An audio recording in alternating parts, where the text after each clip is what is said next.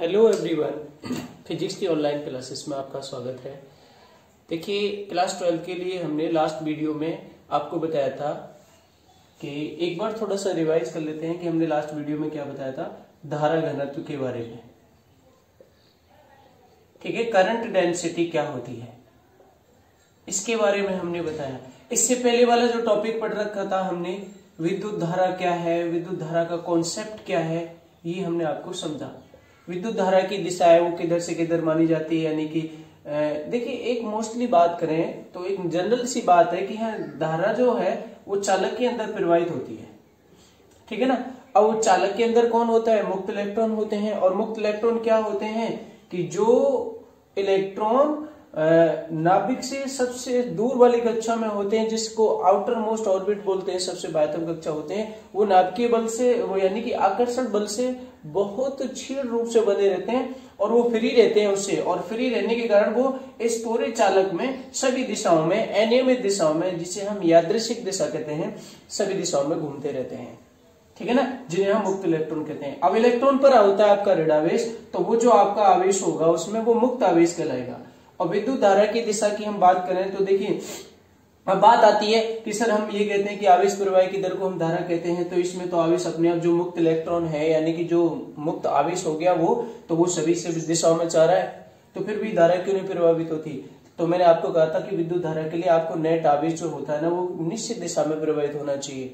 तो जैसे मैं आप इसको समझाने के लिए ये माना था कि आप इसमें एक जो ये अनुप्रस्थ काट का क्षेत्रफल मानते हैं ना, ये अपनी समझने के लिए मानते हैं। कैसे कि इसमें जो इलेक्ट्रॉन है, कुछ इलेक्ट्रॉन इधर चले गए और कुछ इलेक्ट्रॉन इतने इधर चले गए, तो इनका जो प्रभाव है वो शून्य हो जाता है। क्यों? क्योंकि इनकी जो ऊर्जा है जितनी इधर है उतनी इधर है, तो वो एक दूसरे को क्या कर देती, कैंसिल आउट कर देती, तो नेट आवेश जो प्रवाह होता है वो जीरो हो जाता है, तो कोई धारा प्रवाहित नहीं होती। अगर कोई सामान्य चालक तार रखा है अपने कमरे में, अपने पास में रखा है, चाहे वो लोहे के तार है, धात्विक चालक की बात करता हूं मैं, लोहा हो गया, तांबा हो गया, जिसे आप कॉपर भी बोलते हैं, सिल्वर यानी कि चांदी है, गोल्ड है, और बहुत सारी ऐसी चीजें हैं जिनके बारे में हम बात करेंगे, जो कंडक्टर्स होती हैं, चालक होती हैं। तो जब हम किसी स्रोत जैसे बैटरी से जोड़ते हैं, तो बैटरी इस तार के दोनों सिरों पर विभवांतर यानी कि विभवांतर अप्लाइड करती है, यानी कि विभवांतर उत्पन्न करती है। एक प्लस हो जाता है तो दूसरा माइनस हो जाता है, क्योंकि बैटरी के दो सिरे होते हैं। या आप इधर से कोई आप पॉजिटिव चार्ज ऐसे लगा दीजिए, ये ऐसे माइनस चार्ज इधर से लगा दीजिए, तो ये आपको पता है कि इसके अंदर जो मुक्त इलेक्ट्रॉन वो इधर आकर्षित हो जाएंगे, बाकी दिशा में पॉजिटिव चार्ज हो जाएगा। बट हम करंट जब फ्लो कराते हैं तो किसी स्रोत से जोड़ते हैं सर्किट कंप्लीट कराने के लिए, और वो स्रोत होता है जैसे बैटरी।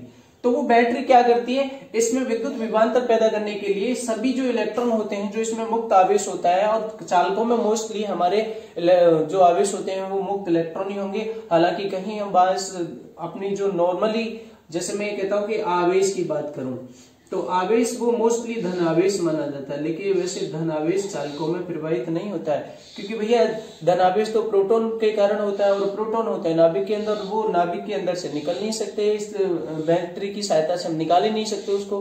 वो तो कभी जब निकलेंगे जब हमारा नाभिक टूटेगा, लेकिन नाभिक टूटने की हम यहाँ पे बात नहीं कर रहे हैं। और हाँ, अर्धचालक के बारे में बात करेंगे तो वहां हम थोड़ा सा जरूर समझेंगे कि उसमें धनावेश भी होता है, उस धनावेश को होल या कोटर कहते हैं, और उसमें मुक्त इलेक्ट्रॉन भी होते हैं। और मैंने आपको बताया था कि विद्युत अपघट्य विलयन है तो उसमें दोनों के कारण धारा प्रवाहित होती है, क्योंकि उसमें धनावेश भी होता है और उसमें ऋणावेश भी होता है। धनावेश हमेशा धारा की दिशा में प्रवाहित होगा, और ऋणावेश जो इलेक्ट्रॉन है वो हमेशा धारा के विपरीत दिशा में चलेंगे। तो ये चीज हमें अपने दिमाग में याद रखनी है, थोड़ी सी समझनी है, जरूरी नहीं है लिखना, यहाँ से कोई क्वेश्चन ऐसे पूछा नहीं जाता बोर्ड में। ठीक है ना। तो हमारा धारा घनत्व क्या था? धारा घनत्व की जरूरत क्यों पड़ी? कल मैंने आपको समझाया था कि धारा घनत्व की इसलिए जरूरत पड़ी कि मान के चले कहीं जो आपका असमान मोटाई का या असमान आकार का चालक तार है, कहीं से मोटा, कहीं से पतला, कहीं से मोटा, कहीं से पतला, तो वहां पे क्या होती है, उसमें धारा तो सारे के सारे में समान जाएगी, लेकिन जहां तार मोटा है और दूसरी जगह जहां पतला है, और उन दोनों जगह में एक छोटा सा आकार मान के चले, समान जगह समान क्षेत्रफल मान के चले, तो उनसे दोनों से निकलने वाली धारा का मान, यानी कि जिसे हम एक बिंदु अलग अलग मान के चले, कल मैंने समझाया था, थोड़ा सा मैं और रिपीट कर देता हूं कि जैसे ये मोटा वायर होता है और ये पतला वायर होता है, तो यहाँ पर जो धारा है इसमें तो 10 एम्पीयर, और पतले वाले में भी 10 एम्पीयर आएगी। तो मैंने यहाँ पर एक छोटा सा बिंदु आवेश यहाँ पर यानी कि क्षेत्रफल माना है इस बिंदु पर, और इसमें भी एक छोटा सा क्षेत्रफल माना है। तो यहाँ पर दूर दूर होने के कारण तो इलेक्ट्रॉनों की संख्या है ना वो इनसे कम निकलेगी और इससे ज्यादा निकलेगी, तो इससे धारा कम, इससे धारा ज्यादा। तो वो धारा कम ज्यादा होना किसी एक बिंदु पर कैसे फाइंड करें, तो उसके लिए हम धारा घनत्व का प्रयोग करते हैं। और धारा घनत्व एक सदिश राशि है, तो वो हमने कैसे बताया आपको, दिशा क्या होती है, धारा की दिशा में ही मानते हैं इसको, किस तरीके से हमने निकाला, तो ये कल हमने पढ़ा था। आज बड़ा इंटरेस्टिंग टॉपिक है जो आपको याद रखना है कि धात्विक चालकों में आवेश का प्रवाह। तो देखिए धात्विक चालकों की मैं बात करता हूं कि जब तक उससे कोई बैटरी या कोई जनरेटर या कोई भी स्रोत नहीं जोड़ा जाए तो हमें धारा नहीं मिलती है, धारा प्राप्त नहीं होती है। इसका मतलब क्या है, वैसे तो मैं आपको बताता हूँ धात्विक चालक क्या, थोड़ी सी एक लाइन लिख देते हैं, ज्यादा लंबी इसमें कोई कहानी नहीं है, कि धात्विक चालकों में जो आवेश होता है मुक्त आवेश मुक्त इलेक्ट्रॉनों के कारण होता है। और मुक्त इलेक्ट्रॉन क्या होते हैं खूब आपने अच्छी तरीके से पढ़ रखा है, ठीक है ना। मुक्त इलेक्ट्रॉनों के कारण होता है, ठीक है ना। अब बात आती है कि ये सभी जो मुक्त इलेक्ट्रॉन हैं ये क्या करते हैं चालक के अंदर। अब मैं आपको समझाता हूं। अपन एक चालक तार बड़ा सा आकार का मैंने मान के चला है, और यहां पर मैं देखिए किस तरीके से बात करता हूं कि ये चालक पदार्थ ही तो है, चाहे वो धातु है, और भी जब धातु है तो उसके अंदर हमारे छोटे छोटे परमाणु भी होंगे, परमाणुओं से मिलकर बनी होती है। और परमाणु की सबसे बाह्यतम कक्षा में जो इलेक्ट्रॉन होता है वो मुक्त इलेक्ट्रॉन होता है, जिसको मैं डॉट डॉट से शो कर रहा हूं। अब मेरी बात ध्यान से सुनिए, ये वो मुक्त इलेक्ट्रॉन है उस परमाणु से जो उससे फ्री रहते हैं लगभग, और इसमें सभी दिशाओं में वो घूमते रहते हैं। सभी दिशाओं का मतलब यादृच्छिक दिशा में, यादृच्छिक गति इसीलिए कहा जाता है, अनियमित दिशाओं में, ठीक है ना। तो वो अनियमित दिशा को ही हम यादृच्छिक गति बोलते हैं, वो सभी दिशाओं में चलते रहते हैं, घूमते रहते हैं, फ्री है इसलिए। अब ये फ्री है तो क्या एक दूसरे चलेंगे, एक दूसरे से टकराएंगे नहीं, किससे टकराएंगे, जो भैया इसमें एटम्स हैं, पहले से परमाणु हैं, क्या उनसे नहीं टकराएंगे, वो भी आयनित हो जाते हैं। जब वहां से वो मुक्त इलेक्ट्रॉन निकल जाता है तो वो क्या अपने क्या हो जाता है, तो वो एक छोटा सा एक परमाणु की बात करें तो वो आयनित हो जाता है, क्योंकि वो एक इलेक्ट्रॉन त्यागने के बाद में अलग, अगर उससे अलग चला जाए तो, ठीक है ना, उसकी बात कर रहा हूं मैं।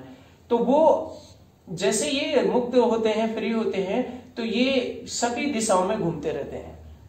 कभी अब देखिए जब घूमेंगे तो आगे आने वाले आयन से या परमाणु से या अन्य इलेक्ट्रॉनों से टकराएंगे।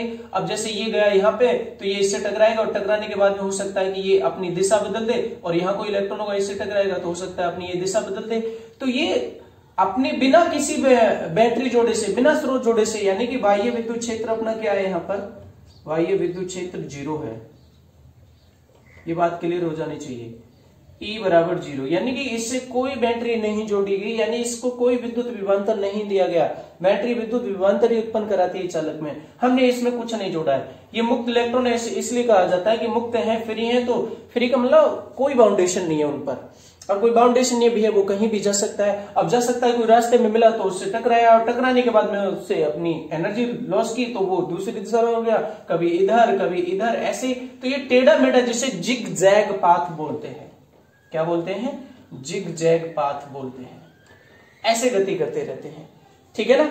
इस चीज को समझ लेना, क्यों जिग जैग क्यों करते रहते हैं भैया, जैसे ये जाएगा तो आपस में इनकी टक्कर भी तो होती है, उस टक्कर से अपनी दिशा बदल देते हैं, और दिशा बदलते हैं थोड़ा बहुत वेग भी इधर कम ज्यादा होता है। तो देखिए कभी यहाँ गया और हो सकता है यहाँ पहुंच जाए, और यहाँ पहुंच जाए तो यहाँ पहुंच जाए, तो इनका जो कुल विस्थापन होता है वो 0 होता है, और कुल विस्थापन 0 होता है तो इनका वेग भी, यानी कि जिसको हम औसत वेग बोलते हैं, वो भी 0 होगा। क्यों होगा 0 भैया, क्योंकि औसत वेग बराबर कुल विस्थापन बटे लगा समय, उसमें जितना भी समय अंतराल होता है। तो कुल विस्थापन तो 0 हो गया, कैसे कि मान के चले कि एक इलेक्ट्रॉन को हम कंसीडर करके चले, यहां से इधर चला, इधर चला, इधर टकरा के वहीं पहले स्थान पर आ गया, या यूं कह लें कि इधर जितने इधर जा रहे हैं इतने इधर जा रहे हैं, और तो उनका जो कुल आवेश प्रवाही की दर है, इनका जो नेट विस्थापन आता है लास्ट में, कुल विस्थापन जो आता है वो 0 आता है, और विस्थापन 0 होने के कारण उसका वेग भी 0 आएगा, और जब वेग 0 आएगा तो हमें धारा भी कोई भी नहीं मिलेगी। तो हम यहाँ पर ये थोड़ी सी चीज बात करते हैं, धात्विक चालकों में आवेश का जो प्रवाह होता है वो मुक्त इलेक्ट्रॉन के कारण होता है। अब देखिए इसमें एक लाइन और मैं बढ़ा देता हूं, क्या लिख देता हूं, देखिए चालकों में, धात्विक चालकों की बात कर रहा हूं, चालकों में आवेश प्रवाह इलेक्ट्रॉन के कारण होता है, और कौन से, मोस्टली मुक्त इलेक्ट्रॉन के कारण होता है, मुक्त इलेक्ट्रॉन के कारण होता है। ये चीज आपको समझनी है आगे के लिए, जो आगे आपके कॉन्सेप्ट आएंगे। कारण होता है, आगे बात समझ में इस तरीके से, ओके। कारण होता है जब तक इससे कोई स्रोत नहीं जोड़े, जब तक इस चालक से कोई स्रोत नहीं जोड़े, स्रोत जैसे बैटरी या विद्युत विभवांतर आरोपित नहीं करें, न जोड़े, तो इनका कुल विस्थापन शून्य होता है, जिससे इनका औसत वेग भी क्या होता है भैया, शून्य। औसत वेग भी शून्य होता है, और जिसके कारण कोई धारा प्रवाहित नहीं होती। एक सरल सी बात है, ठीक है। ये चीज है, इसके लिए कोई धारा प्रवाहित नहीं होगी क्योंकि कुल विस्थापन शून्य है। और दूसरी तरीके से ये समझ सकते हैं हम कि नेट प्रवाह जो आवेश है, नेट आवेश का जो प्रवाह है वो भी शून्य है, ठीक। अब ये चीजें यहां तक आपको पता चल गई। अब एक मोस्टली बात करता हूं मैं कि हमारे किसी भी जो चालकों में जो उसमें इलेक्ट्रॉन पाए जाते हैं, मुक्त इलेक्ट्रॉन जो पाए जाते हैं वो कितने होते हैं, को मोस्टली क्या होता है, ये चीज देखिए जरा। तो ये चीज अपन नोट करके लिखेंगे।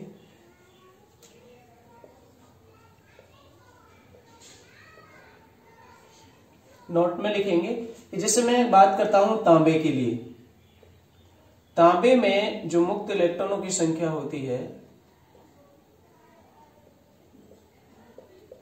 जो इनका घनत्व पाया जाता है की संख्या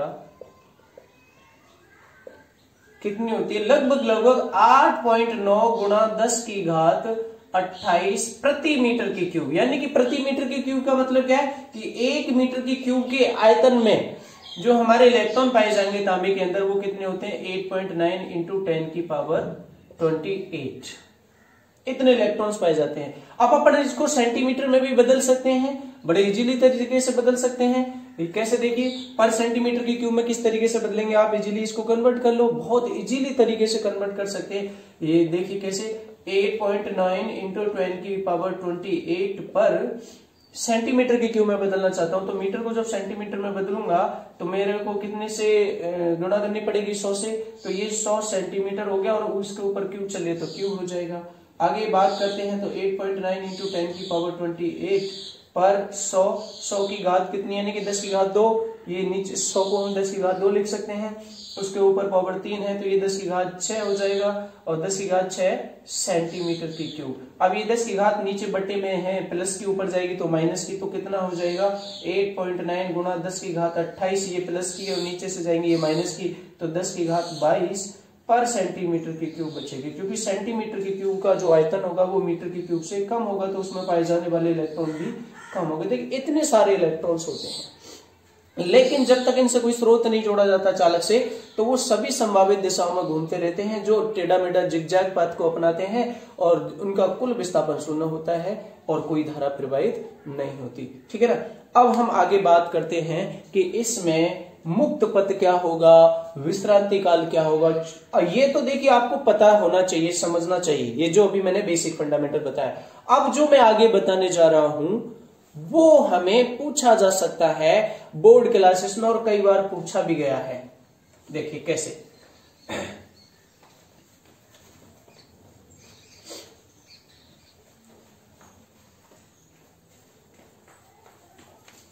देखिए अब मैं बात करता हूं मुक्त पथ क्या होगा।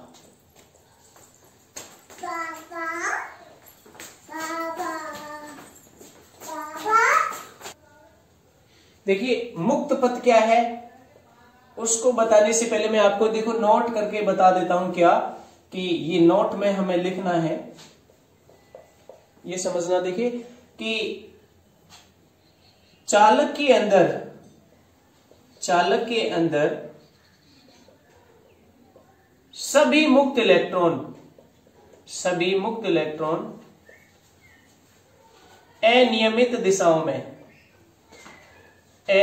दिशाओं में जिसको हम बोलते हैं यादृच्छिक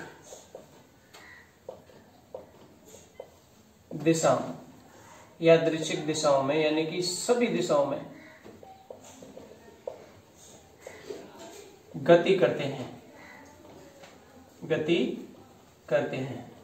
जब तक हमने कोई स्रोत नहीं जोड़ा, जब तक की कहानी चल रही है ना, बिना स्रोत जोड़े, है ना, बिना विभवांतर लगाए, ये भी मैं लिखा देता हूं, बिना विभवांतर आरोपित किए।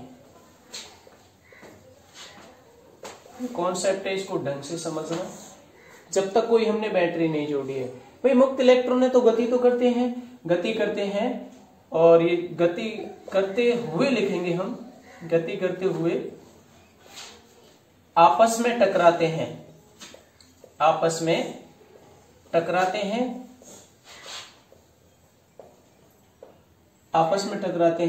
और इस दौरान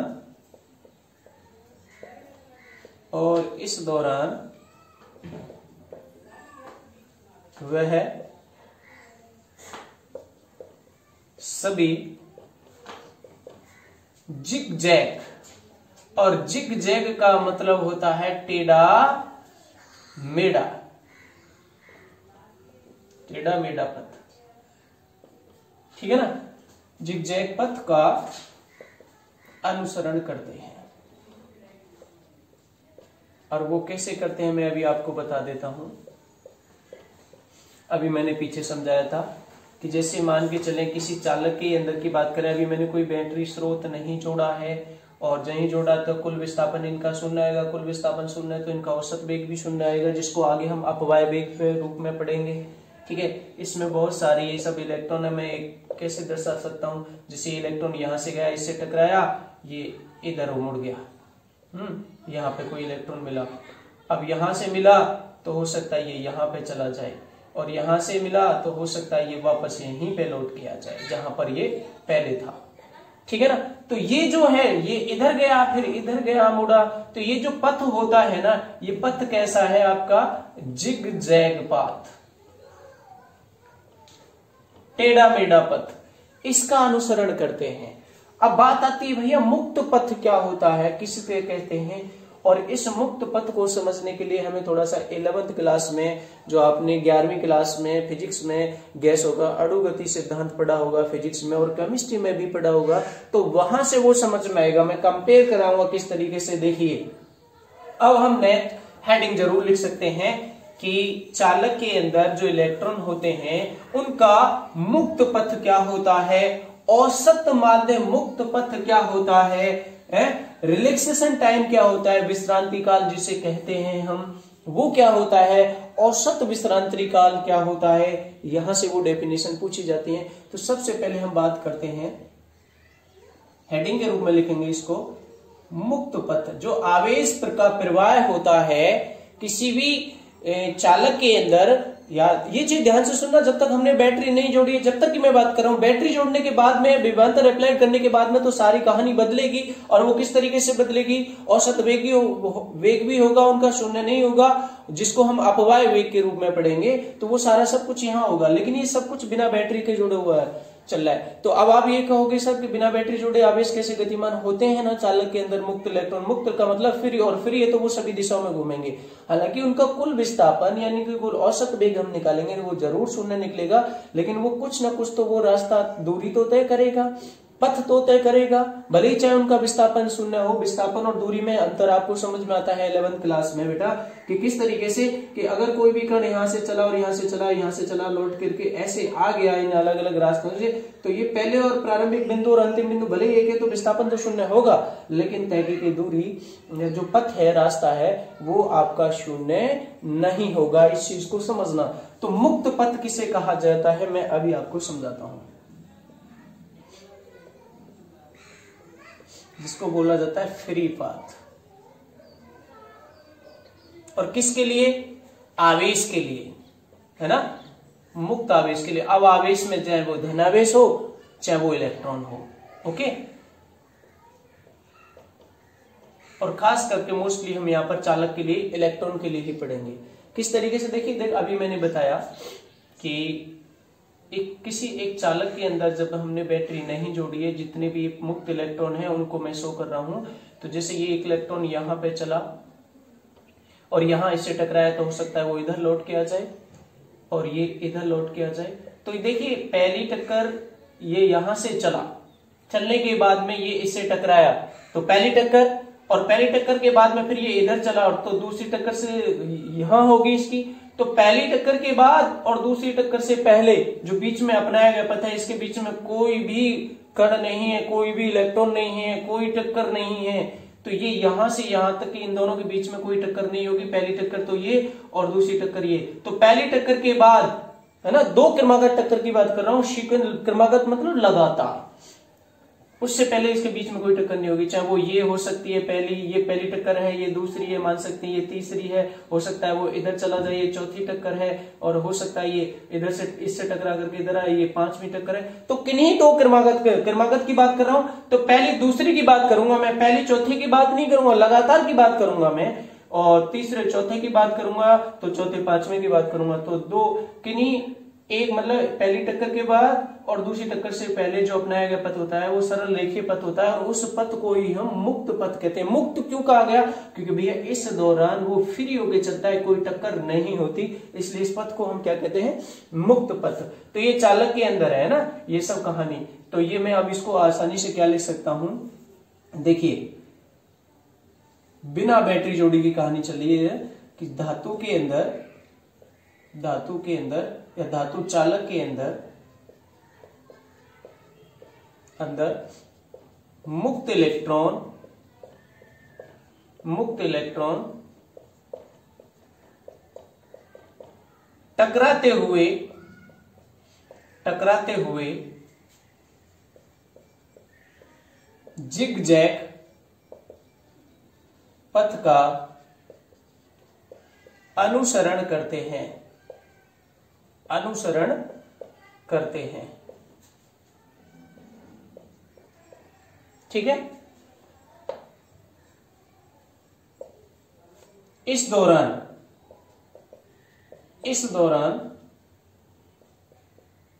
किन्हीं दो क्रमागत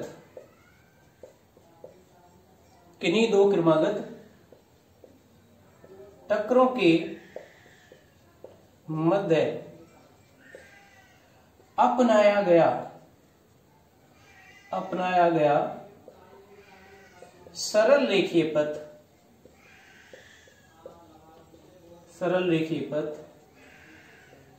क्या कहलाता है? मुक्त पथ कहलाता है। मुक्त पथ कहलाता है ना।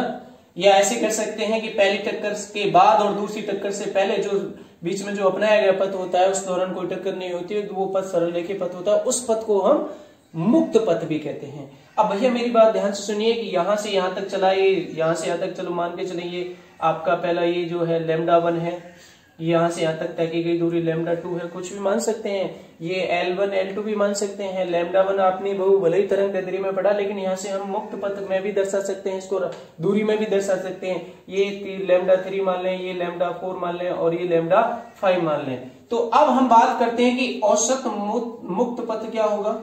इसी को नीचे समझा देते हैं।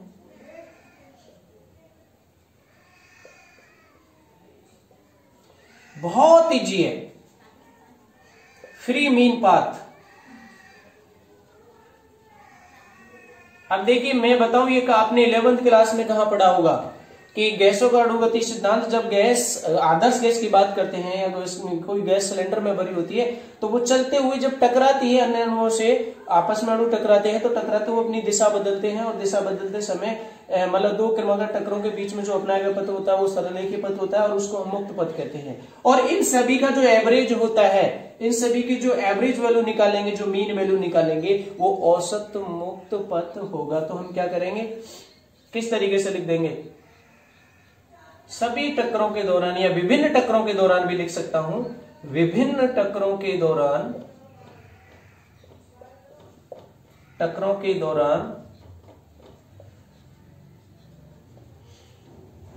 अपनाए गए सभी मुक्त पथों का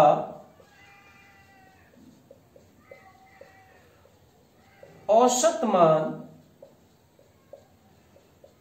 औसत मुक्त पथ या औसत माध्य पथ कहलाता है। औसत मुक्त पथ कहलाता है। ये चीज इजीली हो गई, कोई दिक्कत नहीं होनी चाहिए, ठीक है। अब बात आती है, बहुत इजी है, इसमें समझने के लिए कोई दिक्कत नहीं, मतलब जितना भी है ये सबका एवरेज निकालने लगे, इसको इसे लैम्डा वार से दर्शा सकते हैं। तो लैम्डा वार इज इक्वल टू क्या हो जाएगा, लैम्डा 1। अगर मान लो 5 है तो ये 5 है, अगर n टक्कर है तो n हो जाएंगे, जैसे लैम्डा 1 है प्लस लैम्डा 2 है प्लस लैम्डा 3 है, लैम्डा n तक जाना चाहते हैं तो प्लस लैम्डा n, बट ये क्या हो जाएगा n।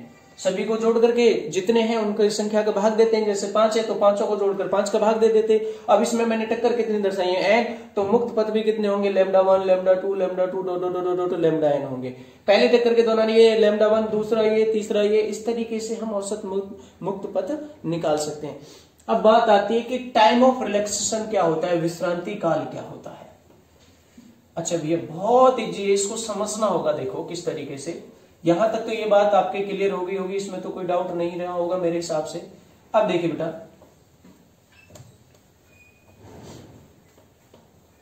अब जरा ध्यान से सुनिए, इस डायग्राम को मैं यूं नहीं मिटा रहा ताकि इससे ही आपको समझ में आ जाएगा। अब बात आती है विश्रांति काल, जो 1 नंबर में बिल्कुल पूछा जा सकता है। विश्रांति काल, टाइम ऑफ रिलैक्सेशन। रिलैक्सेशन शब्द से ही समझ में आ रहा होगा, रिलैक्स का टाइम है, आराम का टाइम। तो देखिए यहां से ये पहली टक्कर हुई भैया, यहाँ पे मूड हो, इसने यहाँ पे सिर मारा, फिर यहां से यहां तक गया, इसके बीच में किसी से नहीं टकराया, ये रिलैक्स होकर के आ रहा भैया, यहाँ पे टक्कर नहीं हुई। तो इन दो टक्करों के बीच में एक मुक्त पथ के दौरान जो लिया गया समय होता है वो आपका टाइम ऑफ रिलैक्सेशन होता है, क्योंकि उसमें कोई टक्कर नहीं होती।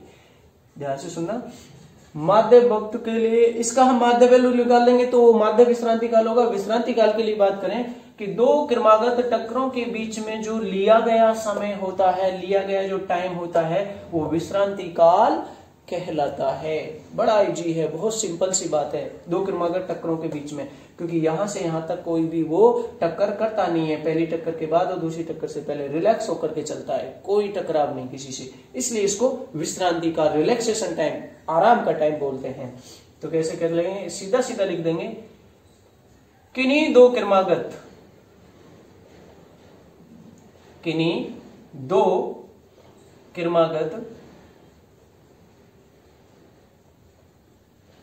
टक्करों के मध्य, या ऐसे लिख सकते हैं सीधा सीधा कि मुक्त पथ के दौरान जो लिया गया समय होता है वो क्या कहलाता है, विश्रांति काल। तो किन्हीं दो क्रमागत टक्करों के मध्य लिया गया समय विश्रांति काल कहलाता है। किसका? इलेक्ट्रॉन का विश्रांति काल कहलाता है। ठीक है ना, ये चीज होगी। अब यहां से अपन क्या करते हैं, औसत विश्रांति काल क्या होगा ये भी पूछ लिया जाता है इसके साथ में। तो अगर आप कैसे लिखोगे, बहुत इजी है, कभी कभी टो से भी शो कर सकते हैं इसको। तो देखो क्या होगा कि सभी जितनी भी टक्करें हुई हैं, है ना, जितनी भी टक्करें हुई हैं उन सभी में जितने भी विश्रांति काल अलग अलग लगे हैं, तो सभी का जो एवरेज निकालेंगे वो क्या हो जाएगा आपका औसत विश्रांति काल। देखिए सभी विभिन्न टक्करों में, सभी विभिन्न टक्करों में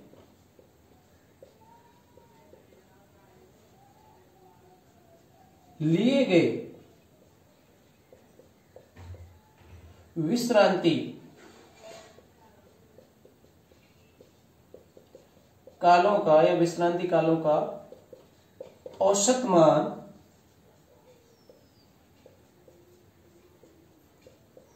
क्या कहा जाता है, औसत विश्रांति काल कहते हैं।